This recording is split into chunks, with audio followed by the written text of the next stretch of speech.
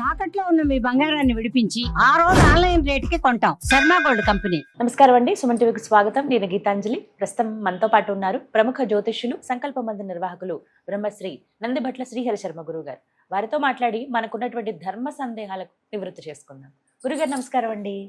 వాగర్థావివ సంపృక్తౌ వాగర్థ ప్రతిపత్తయే జగతః పితరౌ వందే పార్వతీ పరమేశ్వరౌ. ఆదిత్యాయ చ సోమాయ మంగళాయ బుధాయ చ గురు శుక్ర శనిభ్యశ్చ రాహవే కేతవే నమః. శృంగేరి జగద్గురు పీఠాధిపతులకి, కంచి పీఠాధిపతులకి నమస్కారములు తెలియచేసుకుంటూ కార్యక్రమాన్ని ప్రారంభిద్దాం.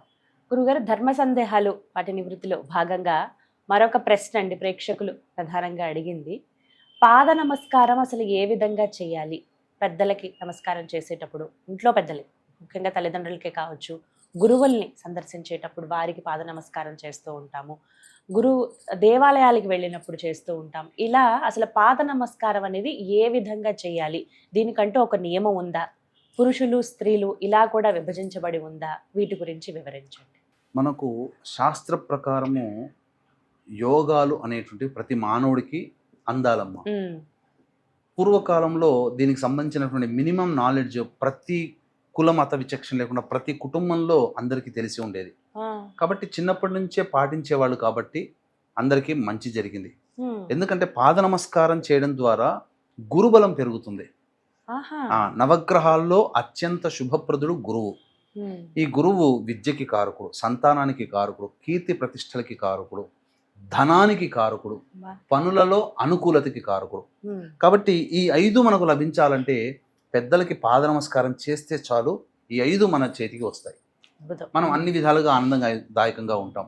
మీరు నార్త్ సైడ్ చూడండి, మనం చేసినట్టుగా పూజాది కార్యక్రమాలు వాళ్ళు చెయ్యరు. ఎందుకంటే మన కర్మభూమి ఇది. కాబట్టి ఖచ్చితంగా మనం పూజలు, వ్రతాలు, నోములు నోర్చుకుంటేనే మనకు ఫలితాలు. అది సంబంధించినటువంటిది యోగ భూమి. అక్కడ జన్మిస్తేనే యోగం. కాబట్టి వాళ్ళు ఎక్కువగా మీరు గమనిస్తే నార్త్ సైడ్ వాళ్ళు ఎంత శత్రువు ఇంటికి వచ్చినా, అతి బీదవాడు బయట కనబడ్డా, కారులో పోతున్న వాడైనా వెళ్ళి దిగి నమస్కారం చేస్తాడు. వాళ్ళ ఆచారం అది. కానీ ఆ నమస్కారం చేసే విధానంలో వాళ్ళు శాస్త్రీయంగా పాటిస్తారు. మన వాళ్ళు తప్పులు చేస్తున్నారు. ఈ మధ్య కాలంలో మనకు ప్రధానంగా అనేక మంది సెలబ్రిటీస్ కావచ్చు, రాజకీయ ప్రముఖులు కావచ్చు, వాళ్ళ సంబంధించిన వివాహాది శుభకార్యాల్లో పిల్లలు పాపం పెద్దలు ఎవరు వచ్చినా వాళ్ళకి నమస్కారం చేస్తుంటారు. చూస్తున్నాం ఆ రీల్స్ చూస్తున్నప్పుడు, వీడియోస్ చూస్తున్నప్పుడు అక్కడ నమస్కారం చేసే పద్ధతి మాత్రం కరెక్ట్గా ఉండట్లేదు. వీటన్నిటికీ పెద్దవాళ్ళు చెప్పుకోలేకపోవడం ఒకటి. తర్వాత రెండవది ప్రసార మాధ్యమాలు, సీరియల్స్, సినిమాలు. ఇప్పుడు మామూలుగా ఫంక్షన్ అన్నప్పుడు అందరినీ చూపిస్తారు. ఆ సీరియల్స్లలో నమస్కారం చేసేటప్పుడు జూమ్ పెట్టి చూపిస్తారు.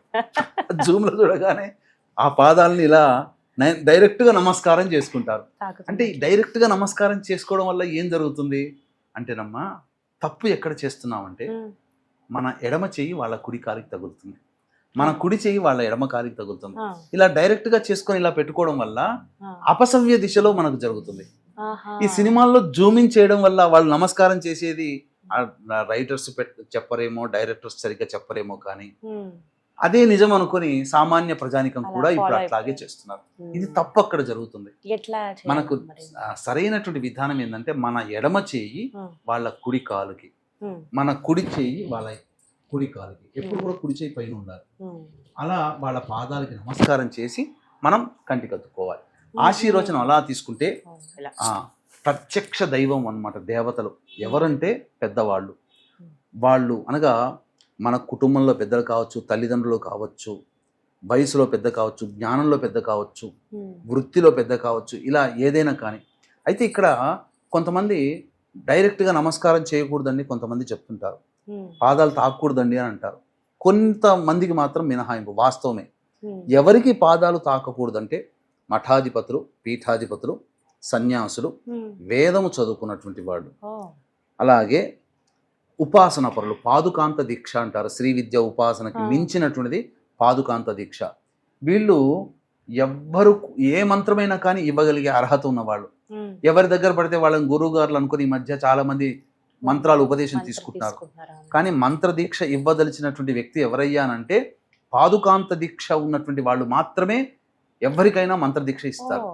మిగతా వాళ్ళకి అర్హత లేదు ఉండదండి. శాస్త్రం ఆహా. ప్రకారం. ఉమ్. కాబట్టి వీక్షించే సుమన్ టీవీ ప్రేక్షకులు కూడా ఎవరు పడితే వాళ్ళ దగ్గర మంత్రదీక్ష కాకుండా పాదుకాంత దీక్ష ఉన్న వాళ్ళ దగ్గర తీసుకోండి, ఆ మంత్రం ఫలిస్తుందని చెప్పవచ్చు. ఉమ్. ఈ విధంగా పాద నమస్కారం ఆ విధంగా చేసుకోవాలండి. చేస్తే మంచిది. ఆ. ముఖ్యంగా దేవాలయాలకు వెళ్ళినప్పుడు కూడా దేవతా విగ్రహాలని ప్రధానంగా తాకకూడదు. ముఖ్యంగా ముట్టుకోకూడదండి. మూల విగ్రహాలని ఆ. పాదాలకి చేయకూడదు. ఉమ్. ఆ విగ్రహాల దగ్గర ఆ విధంగా మళ్ళీ ఆ, చెప్పిన విధంగా ఇక్కడ కూడా ఇదే నమస్కారం విధంగా. చేసుకోవచ్చు. ఉమ్. సాష్టాంగ నమస్కారం మగవాళ్ళు సాష్టాంగ చేయొచ్చు. ఈ మధ్య కొంతమంది ఆడవాళ్ళు కూడా సాష్టాంగ నమస్కారం ఆ. చేస్తున్నారు. కాబట్టి ఆడవాళ్ళు చేయకూడదండి. కేవలం మనం అర్ధ మోకాళ్ళ నమస్కారం మీద. మోకాళ్ళ మీద వరకు మాత్రమే ఉండి నమస్కారం చేసుకుంటే ఉమ్. అదే ఆడవాళ్ళకి చెప్పబడినటువంటి నమస్కార పద్ధతి అని చెప్పవచ్చు. ఉమ్. ఈ విధంగా పాటించాలి అందరూ, పాటించాలి. పిల్లలైనా పెద్దలైనా ఎవరైనా ఎవరైనా కానీ అమ్మా, ఎవరైనా కానీ ఈ విధమైనటువంటి విధానాన్ని పాటిస్తేనే. ఉమ్. ఎందుకంటే దీనికి ప్రత్యక్షమైనటువంటి అనుభవం నా ఉదాహరణే. ఉమ్. ఎందుకనంటే నేను డిగ్రీ చదువుతున్న రోజులప్పుడు ఉమ్. మా ఇంటికి ఒక పెద్ద ముసలాయన వచ్చారు. వాళ్ళకి పాద నమస్కారం చేసుకున్నాను. ఆయన తెలుసు నేను డిగ్రీ చదువుతున్నానని. ప్రథమ శ్రేణి ఉత్తీర్ణత సిద్ధిరస్తు అని చెప్పి దీవించాడు. ఉమ్. నిజంగానే నేను ఫస్ట్ క్లాస్లో పాస్ అయ్యాను. అంటే అవునండి. అప్పట్లో డిగ్రీ 67% అట్లా వచ్చింది. వా. అంటే ఎందుకు చెప్తున్నా, కష్టపడ్డాం. ఉమ్. అంటే అట్లా ఆ సంబంధించినటువంటి పెద్దల ఆశీర్వచనం అలా ఫలిస్తుందమ్మా. ఉమ్. అందులో ఏమాత్రం సందేహం లేదు. ఉమ్. అంటే ఆశీర్వచనం ఉంటే చాలు, ఇక చదవకపోయినా పేపర్లలో మార్కులని తారుమారైతే అని కాదు అక్కడ. దాని అర్థం అట్ట కూడా మన వాళ్ళు అంటుంటారు. ఉమ్. పెద్దల ఆశీర్వచనం ఉండాలి. మాట చెల్లుబాటు అవుతుంది, ఉమ్. దేవతలు ఆశీర్వదించినట్టే అని అందులో అర్థం అమ్మా. మొత్తంగా నమస్కారం ఏ విధంగా చెయ్యాలి అనేది చాలా చక్కగా వివరించారు గురుగారు. ధన్యవాదాలండి. సర్వం శ్రీ ఉమామహేశ్వర పరబ్రహ్మార్పణమస్తు.